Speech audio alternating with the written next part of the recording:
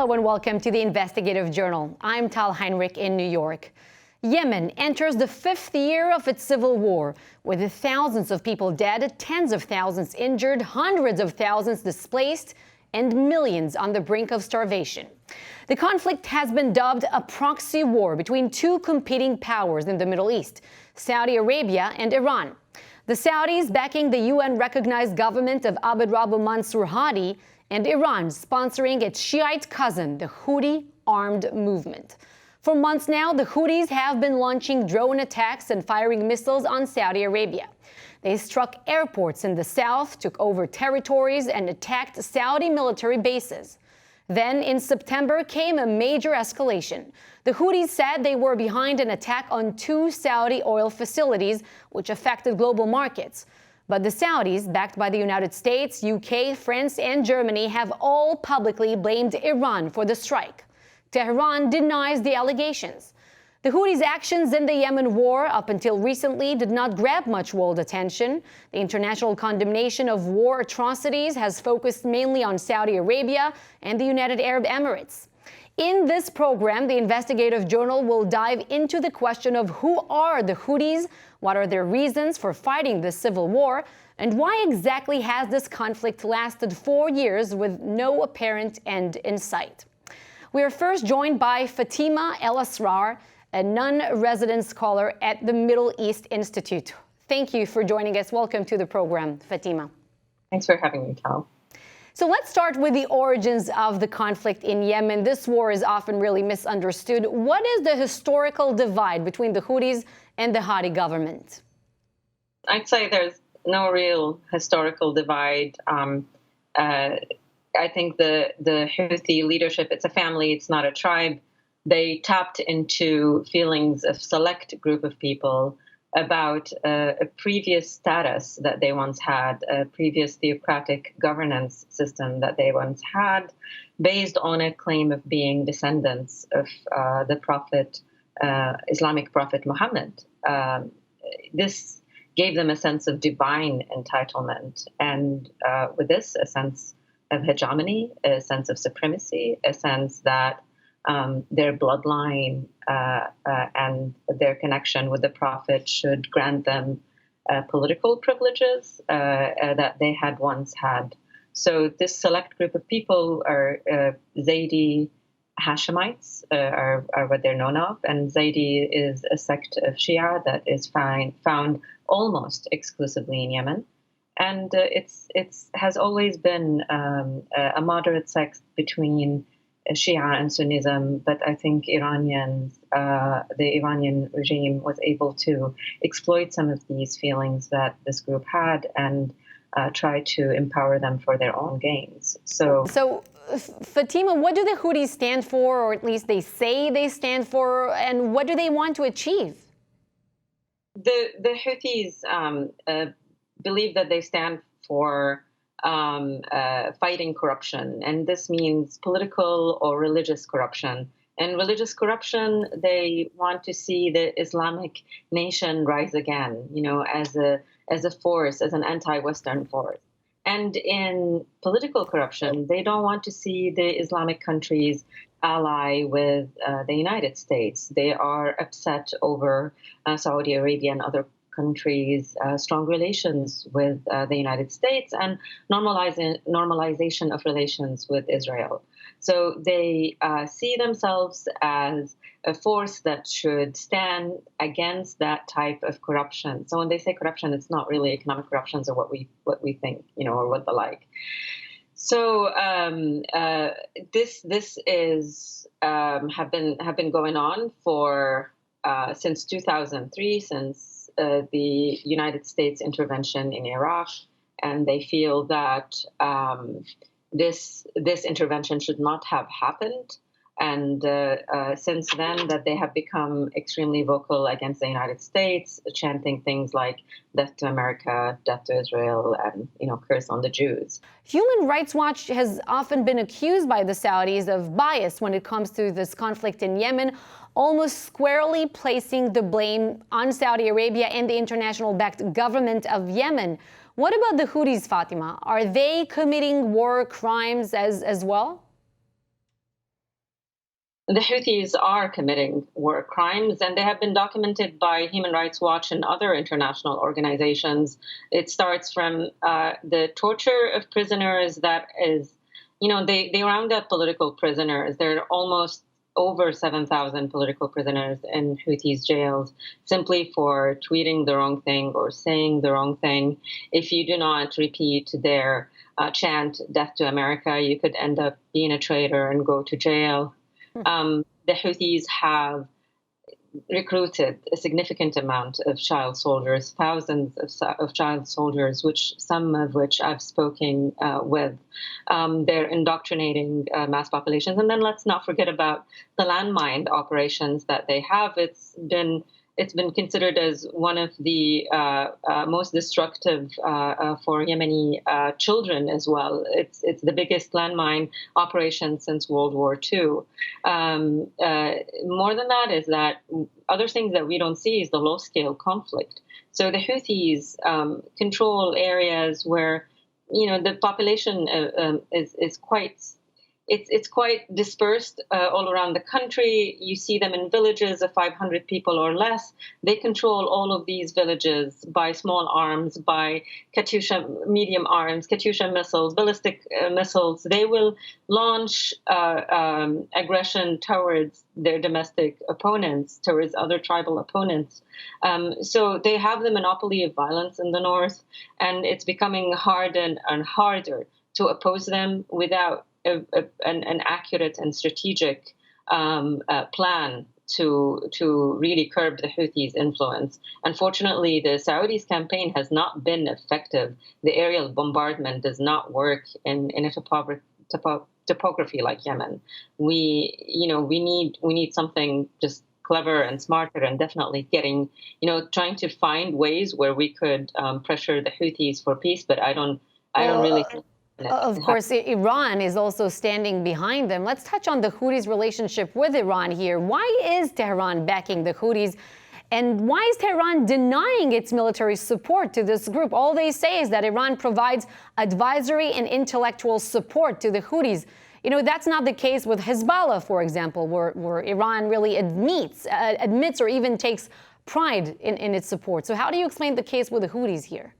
I mean, it took a while for that relationship with Hezbollah to come to the fore. It took a while for them, whether it's in Hezbollah or in Syria or in Iraq, it took a while for us to really realize that it was Iran behind all of this. And I think it's the same is happening in Yemen.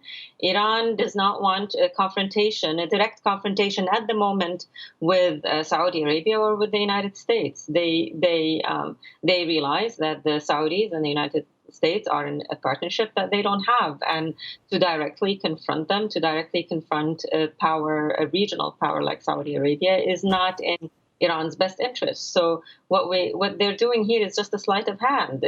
They're providing all the weaponry, the support, helping the Houthis get connected to Iran's transnational Shia network, and empowering that way to advance Iran's expansionist interests in the region.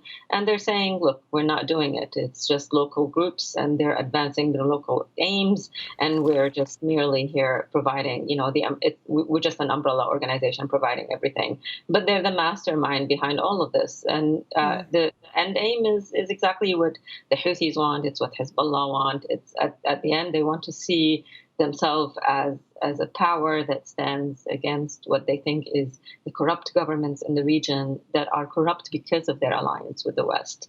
So they stand for everything that Iran is standing for. Mm-hmm. Fatima Al-Asrar, thank you for your time and for sharing your insights. Look forward to having you back on the program. Thank you so much, Tal. I appreciate it.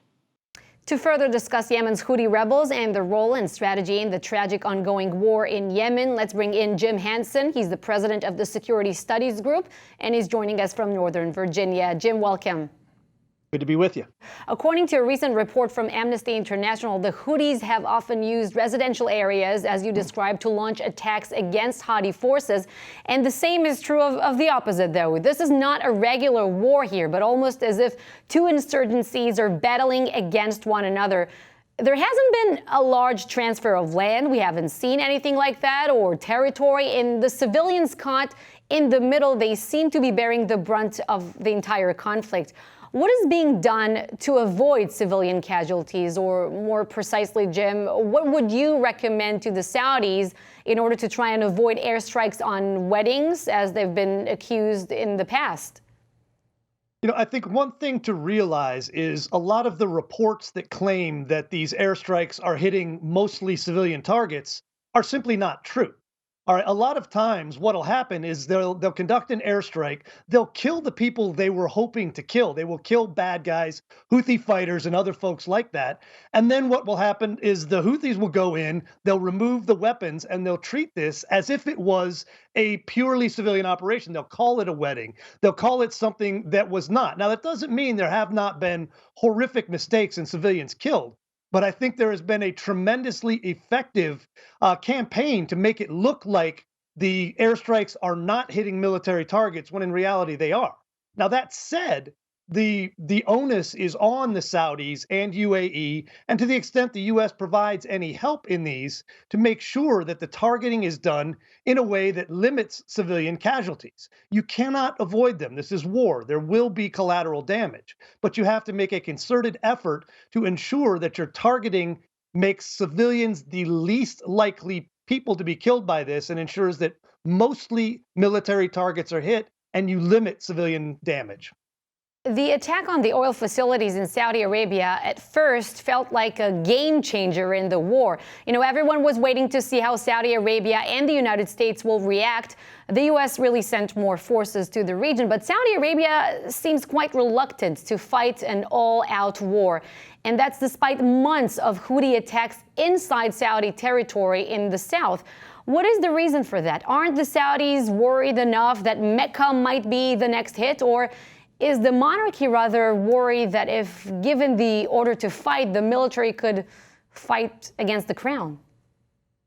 I don't think they're worried about an internal revolt. I think to some extent, the United States has been a brake on Saudi wishes to make this a more full-on war and to retaliate more completely. We've been trying to at least maintain the possibility that we could get to some sort of arrangement in Yemen that pushed the Iranians out and that satisfied the Saudis' need for security on, their next door neighbor.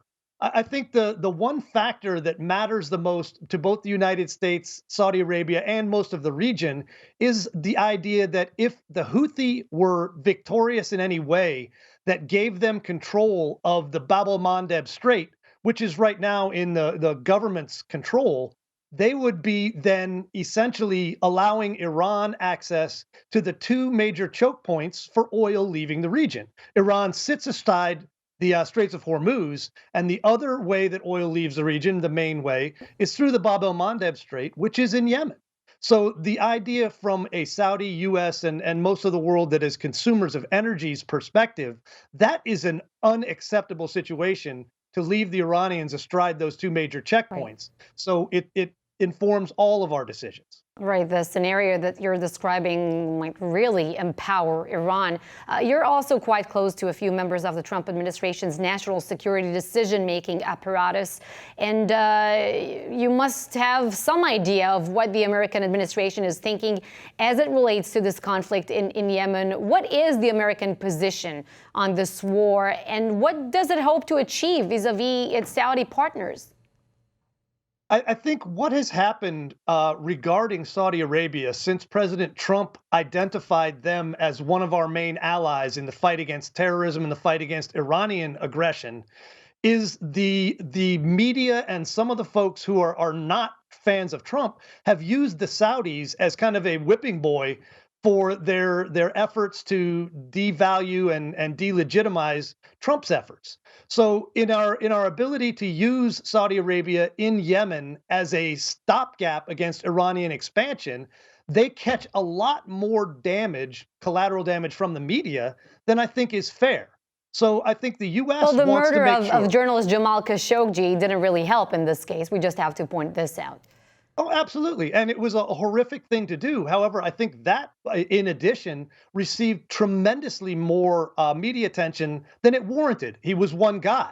So I think in that situation, the Saudis are always in the crosshairs of both the European left and anti-US sentiment. And consequently, it's difficult for them to prosecute the war in Yemen without getting a lot of flack. Now, they have not been successful. It's fair to say that the efforts to push back against the Houthis have not succeeded.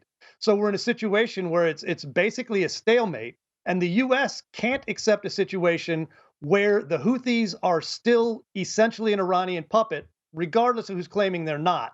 If they are solidified in power, then Iran has control of far too vital a strategic area for the U.S. or the rest of the free world to accept. Jim Hansen, thank you for joining us today for the Investigative Journal. We appreciate your time. Pleasure to talk with you. And thank you all for watching. I'm Tal Heinrich reporting from Times Square, New York. We'll be back with you next time.